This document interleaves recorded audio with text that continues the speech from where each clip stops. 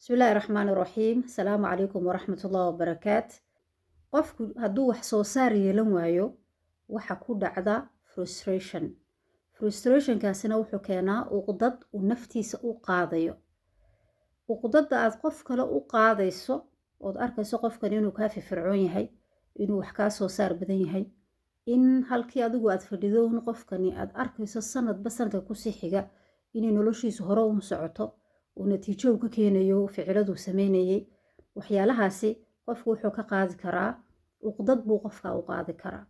marka uqdada qofka loo qaadayo way sahlan tahay sida looga soo kabto ama looga soo bogsado oo arrinta loo dhaafo waxa ka xiga adigoo is tiraahda qofkan 9 bilood buu ku dhashay saaniguba 9 bilood ugu dhashay muxuu ahaadee wax weeyaan aniga kartidayda waan aniguna wax soo saar la soo baxo waan hore u maro waan wax sameeyo oo adiguna caalamka inta lagad gees ka gasho oo wax qabsato baa ka xigta si aad arrinta uga bogsato uga soo kabato laakiin taasi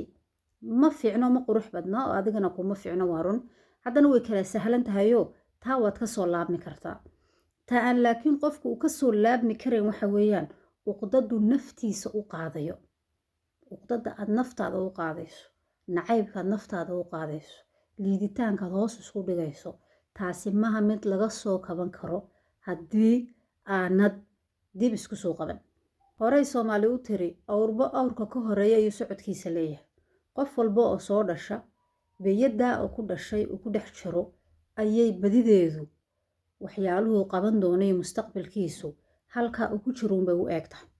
matalan waxa jira faamiliye badan oo aabuhu u doctor ahaa oo ubadkuna ay doctor noqdaan because tusaale haystaan dariiqa oo aabuhu jeexay ubadkuna maraan faamiliye caynkaas jira faamiliye waxa jira ubadkii choice siinayo le horta iskuulkii waaba la wada tagay wixii basicii waa la soo wada bartay iyo BSc waad kala saaraysaa 1+1 waad fahantay intay tahay kadibna marka teenage la marayo waa halka hadaba badiyaa dariiqyadu ay ku kala weecdaan qaar baa dariiqa akademiga qaadanaya oo ah iskuulkii waad bilowday jaamacad baad gelaysaa kadibna camal baad raadsanaysaa dad kalena choice baa la siiyo ah iskuulkii waad bilowday iyo BSc waad kala fahantay kadibna waxa weeyaan meeshii aad isleedahay way kugu fiicnaan lahayd ee adigu aad dareemayso inay kugu fiican tahay dariiqeygii qaado marka adduunyadan baa lababa ka samaysan mid waa dariiqa aad iskuulkii markaad bilowday aad iskuulin ku jirayso shahaado saad u wadato aad camal ku helayso midna waa mid manual oo farsamada gacanta ah oo maxay maskaxda la tuujinayo oo u baahnayn inaad 10 badan xafido oo u baahnayn inaad imtixaano badan soo marto oo iskuul aad meel kursi iyo miis dul fadhinayo marka dadka ayaa kala duwan taasi hadaba in badan kama dhaadhacsana in ay tahay wuxuu adduunkani ku dhisan yahayba maanta hadaynu office wada fariisano gaariga ka jabanaya ku hagaajinaya office wada fadhino office-ka alaabta aad ku dul shaqeynayso kursiga aad ku fadhido iyo miiska aad ku dul fadhido ayaa kaaga soo shaqeyn lahaa soo dhulka wax kuma digateen dhulka wax kuma shaqeyseen marka wax weeyaan adduunyadan baa sidan u samaysanba marka qofku intuu naftiisa uqdad u qaadin una suran in waxba kuma filnid iyo waxba laguguma talagelin horta weyn horta yaqiinsado adduunkan ilaahay inuu qof walba boos iyo kaalin inuu buuxiyo ugu talagalay marka su'aasha taagan ayaa ah adigu halkeebaad adduunkan ka soo galaysaa halkee iyo kaalinteebaad adigu buuxinaysaa waa su'aasha ugu horeysay tahay naftaada inaad weydiiso markaad su'aasha is weydiiso kulley jawaab markiiba ma haysid laakiin maxaa ficilka ugu horeeya aad ku dhaqaaqaysaa ay tahay naftaadu ku siinaya ficilka ugu horeeya aad ku dhaqaaqaysaa waxa weeyaan su'aasha aad is weydiisay jawaabteeda soo raadi maxaad markaa ay tahay inaad samayso daweyna dhaqdhaqaaqdo waynaad halba wax isku daydo listi baad samaysanaysaa wax walba oo xiisaynayso ayaad buuga ku qoraysaa hadba waad isku dayaysaa qofku xataa waa inuu gaaro heer uu soo cabirayo samirkiisu halku taagan yahay ma waxaad ku fiican tahay dhageysiga markaa waxaad isku dayay meelaha badan ee laga sheekeyn inaad dhex tagto tayn leeg samirkaagu too dadka dhageysan kartaa ma waxaad ku fiican tahay hadalka iyo doodaha iyo sida dood loo badin karo iyo sida aqoonyada u badin kartaad ku fiican tahay waxyaalaha maxaa la xiriira ma lawyer inaad noqoto ma politician inaad noqoto ma muxuu ahaa inaad macalin noqoto xataa ilan macalinku waa inuu qanciyo ardadiisa hadalka maxaad ku fiican tahay ma inaad noqoto journalist inaad noqoto had rabtaa yacni qofku waa inuu si uun u dareemi karo naftiisu maxay qaadi kartaa ay ku fiican tahay ma dhegaysiga ma hadalka mise labadaa kuma fiicnido waxaad jeceshahay shaqooyinka aamusu ku badan yahay dee markaa farsamadii gacanta inkastoo waxaad qabanaysid uu iska buuq badnaan karo qaram haddana hadalkii ma ah marka adigu maxaad ku fiican tahay waa inaad goobo badan aad dhex tegi karto si aad jirkaaga iyo adigu aad isku ogaan kartaan haddaad enjoy garaynayso waxaasi maybe waad isku dayi kartaa haddaanad enjoy garaynayna malaa waxaan laguguma talagelin waxaa jira waxyaalo dadka loogu talagalo inay enjoy garan laakiin marka ay sii dhex galaan ay fahmaan marka hadal inaanan kugu badin waxaan kaaga jeedaa nafta uqdad aa gelinin naftu waxay uqdad gashaa markuu wax soo saarkiisu yaryahay markaa naftan camal geli ka shaqaysii nafta xataa waxaad ku camal gelin kartaa ood ku dhaqdhaqaajin kartaa waxyaalo aan markiiba kharash ka soo baxayn dadkood caawiso qof wax rarayood la rarto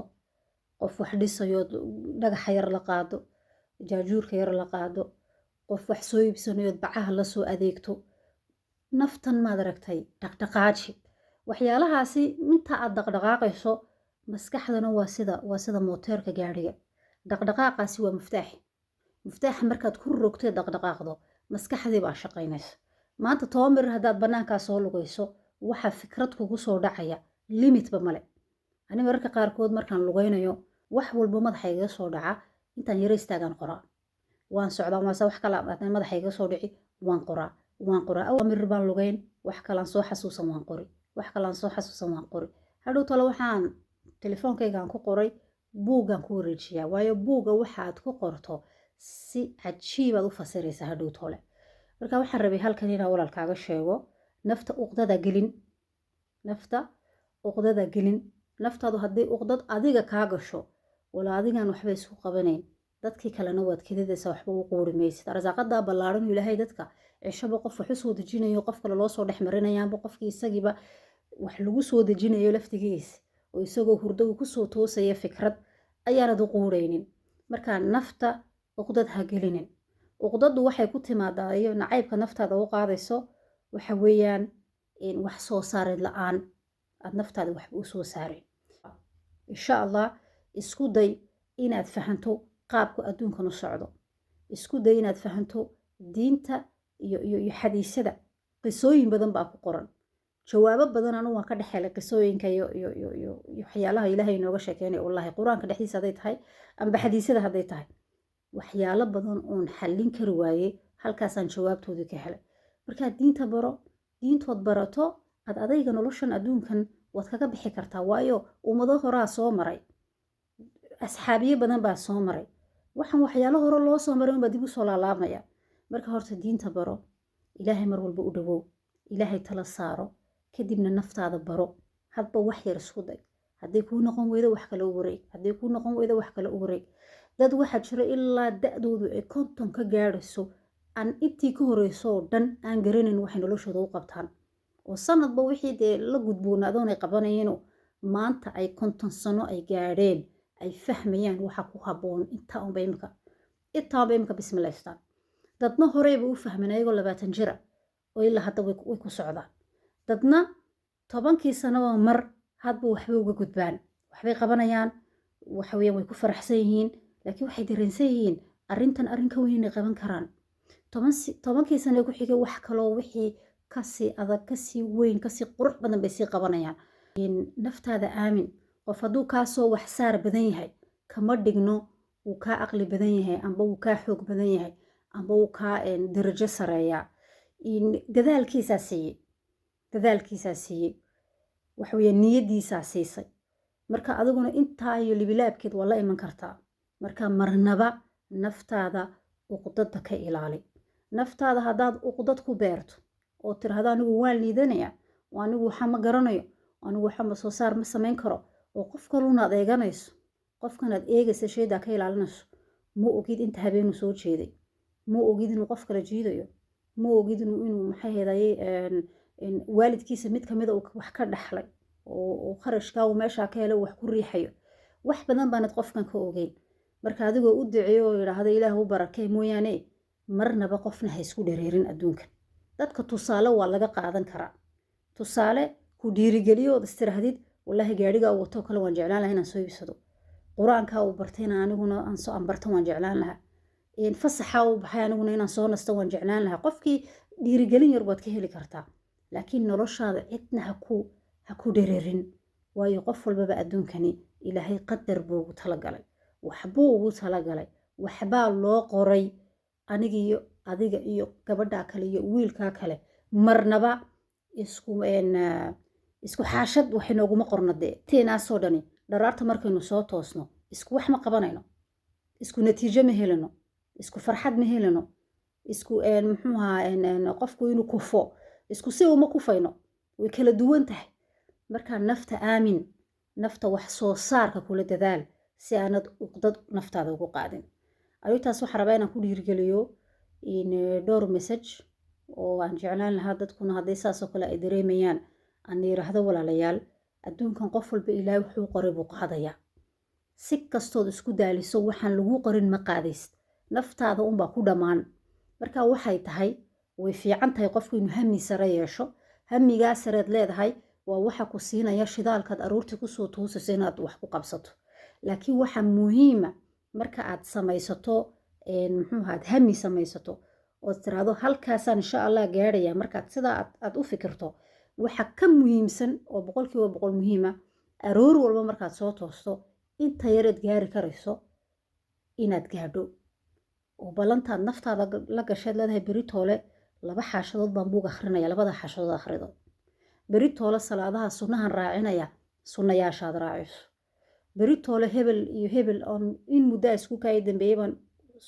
soo booqanaya aad qofkii soo booqato wixii aad naftaada kula balantay inaad samaynayso ku dadaal haddayna qornayn dharaartaadaasi maalin kale insha Allah waad samayn kartaa laakiin wixii aad nafta ballan kula gasho ku dadaal waayo waa intaa yareed hadba samaynaysaad qabanayso suurursan doonto wax kuu taraysa hadhowtoole qofka aad xiriirisay eed wanaajisay beritoole markaad kufto isagaa kuu soo cararaya eeg hadda waxaad hore u beerato iyaad hadhowtoole helaysaa labadaa pageed kolba aad akhriday buug aad aqoon ka kororsanaysa aad akhriday bishu markay dhammaato wax badan baad ku fahmaysaayo bishii ku xigta waxbaad ku qabsanaysaa maxaadiro aad ka qayb gashay iimaankaagii buu ilaalinayaa sanad waxuu dhibaatada ugu dhicin hadhowtoole yacni waxa weeyaan waxaad maalin walba kororsanayso ayaa keenaya natiijada aad doonaysa inaad gaadho marka walaalooy dad kalena ka xumaan ilaahay wax siiyo naftaadana uqdad ha gelin oo ha isnicin oo ha isliidin oo hoos ha isku dhigin kule wax ku liido hoos kuu dhigo oo wax kasta kugu sameeyo waad dhagaha way maqli doonaan marka adna ha iskugu sii biirin adigu ha iskugu sii biirinin marka waxaad 100% ku dadaashaa insha Allah biidmillaahi kariim in aad adigu naftaada wax u qabato inta doonaysa ha leekaato intaasaa isbiirbiirsan oo hadhow tolo natiijaha ka helaysaa marka waxa weeye inaad ogaato maxaad ku fiican tahay si aad u ogaato waxaad ku fiican tahayna waa inaad dhaqdhaqaaqdo oo hadba wax isku daydo si uu naftaadu u dareento arrintan ma ku raaxaysanayaa arrintan wax ma ka gaari karaa arrintani ma culays bay kugu haysaa waxaad ka cabsoonaysana waxaad ogaataa waxyaalaha laga cabsoonayo badiyaa inuu yahay waxa aad markaad natiijo ka gaadho in muddo aad ka helayso waxaad ku raaxaysatood ku faraxdo laakiin waxyaalaha si yar easy-ga lagu helo u fiirso markaad usbuuc joogto wixii markii uu ka qancaysaa wax kale aad rabtaa laakiin waxa laga cabsoonayo lagu dadaalo oo fahanto oo heer ka gaadho arrintii markaad natiijo ka hesho waxaasi in muddo sanado badan baad ku noqonaysaa satisfied ood ku noqonaysaa farxadii tii ugu dambayso leedahay allayle waxa weeye runkunkii ugu horreysan ka taagay noloshayda arrintaas wax weyn bay ii tartay waa rukunkii ugu horreeyan ka taagay marka waxyaalaha badiyaa laga cabsado oo halka guushu ay kaa xigto weeyaan hadduu khayr ku jiro weeyaan oo diinta ka horimaneyn marka in aad ugu dadaal intaasaa rabay inaan maanta niyadda kuugu soo dejiyoon ku idhaahdo marnaba naftaada ha ka shakin qofna isagoo qalin sita kumuu soo dhalan, qofna isagoo aqoontooda buuxda kumuu soo dhalan. waa sanadba sanadkii ku xigay wuxuu ilaa allah subxaana watacaala waxna barayaa. dadka wax la barayana mar xanuun baad wax ku baran kartaa, mar farxad baad wax ku badan kartaa, mar caqabadaad wax ku baran kartaa. waxa weeyaan adduunkan casharku ilaahay inoo dhigayo meelo badan bay ku jiraan. marka adigu inta wanaagun ka qoro, wixii kan waxba ku kordhinayn beejkiisa iska laab, hore u soco, waxa kugu habboonna waad helaysaa haddaad naftaada aaminto. marka uqdada nafta ka daa. nafta aan wax soo saarka lahayna uqdad bay dhalisaa oo qofku isku qaaday isagu,